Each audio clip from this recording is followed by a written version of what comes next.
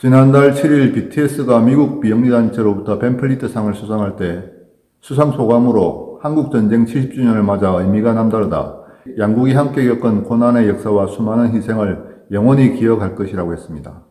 이에 대해 중국 환구시보는 중국 네티즌들이 이 발언에 분노한 것을 전하며 중국의 존엄을 건드렸다고 했습니다. 중국이 북한 편으로 6.25에 참전했고 미국의 적이었는데 미국과의 관계에 대해 좋게 말한 것에 대해 중국을 공격한 것이라고 여기고 분노한 것입니다.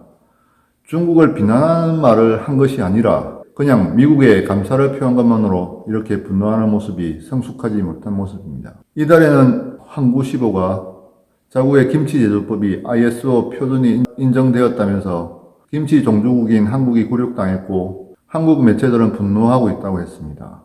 하지만 사실은 이번에 국제표준으로 인가된 것은 중국 쓰촨성의 파오차이라는 염장채소로 김치와는 다른 것입니다.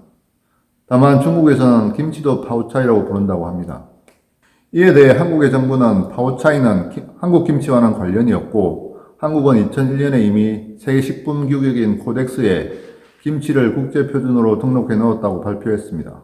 세계김치연구소는 소금으로 절이기만 한 파오차이는 소금으로 절인 후 2차로 발효를 하는 김치와는 다르다고 했습니다. 영국 BBC는 한국의 김치가 중국에서 파오차이라는 이름으로 공급되고 있지만 다른 파오차이라는 고유 음식이 있으며 이번에 승인된 ISO 표준은 김치에는 적용되지 않는다고 하고 중국이 김치의 제조법을 국제적으로 인정받았다는 것은 오보라고 했습니다. 이것 이외에도 시간을 거슬러 올라가 보면 사드 배치 때 우리 기업들에게 많은 불이익을 줬습니다. 롯데마트의 경우에는 문을 닫고 나왔고 한류 산업도 많은 손해를 입고 나왔습니다. 쌍용자동차와 하이디스라는 LCD 회사를 중국 기업이 인수해서 기술을 다 빼돌리고 팔아먹기도 했습니다. 그 이전에는 한국의 역사가 중국에 속한다는 동북 공정을 주장해서 우리 국민들이 분노하게 하기도 했습니다.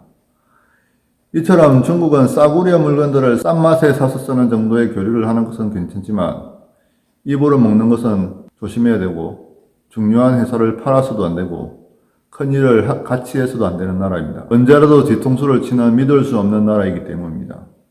물론 모든 중국인들이 그런 것은 아니겠지만 중국의 모든 기업들은 중국 공산당의 영향력 아래에 있기 때문에 함께 할 수가 없습니다. 그런데 현 정권은 중국과 이상할 정도로 친합니다. 대통령이 중국에 가서 중국은 대국이고 우리는 소국인데 중국몽에 함께 하겠다는 말을 했습니다. 중국에 조공하던 조선시대에나 할 말을 자유민주국가의 대통령이 공산국가인 중국몽에 함께 하겠다고 했습니다. 자살한 박원순 서울시장은 파리가 말에 붙어가듯 중국에 붙어야 한다는 말을 했습니다. 공산국가에 우리가 빌붙어 가야 한다는 말은 국가의 자존심을 버린 말입니다. 최근 몇 년 동안 미세먼지가 아주 심했습니다.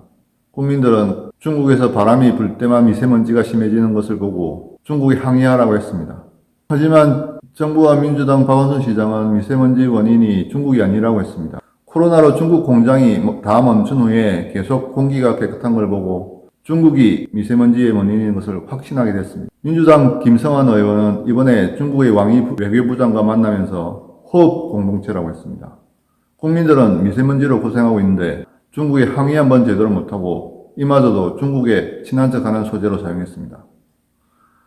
이런 운동권과 여당의 어이없는 행태를 보면서 운동권들이 중국과 끈끈한 관계가 있을 것이라는 추측을 했습니다. 탈원전도 서류를 조작하면서까지 강행하는 것도 결국 이익을 보는 것은 중국입니다.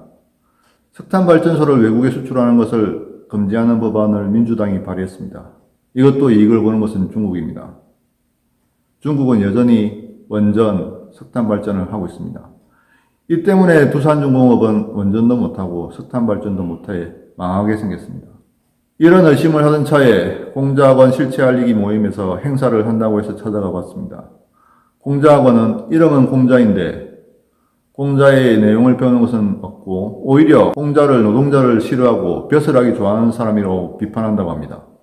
모택동, 중국 공산당을 찬양하는 내용만을 가르치고 있어 캐나다, 스웨덴, 미국 등에서 퇴출되고 있다고 합니다.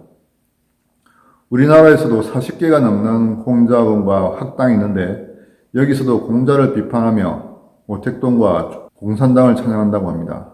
심지어 중국 유학 비용을 줄 사람을 선발할 때 모택동을 찬양하는 노래를 불러야 하는 경우도 있다고 합니다. 중국의 유학생들 중에 중국 공산당에 연결된 사람들이 70%가 넘고 이들은 중국의 정보 업무에 협조해야 한다고 법으로 정해져 있다고 합니다.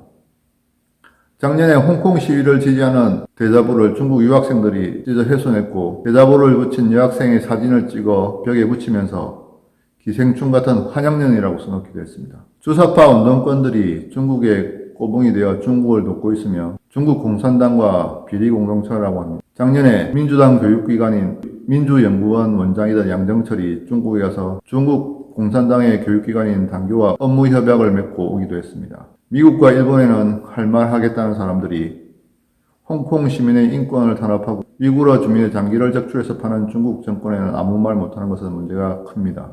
우리 국민들이 중국의 인권에 대해 문제를 제기할 것을 요구하고 중국과 지나치게 가까이 지내는 것을 비판해야 할 때입니다.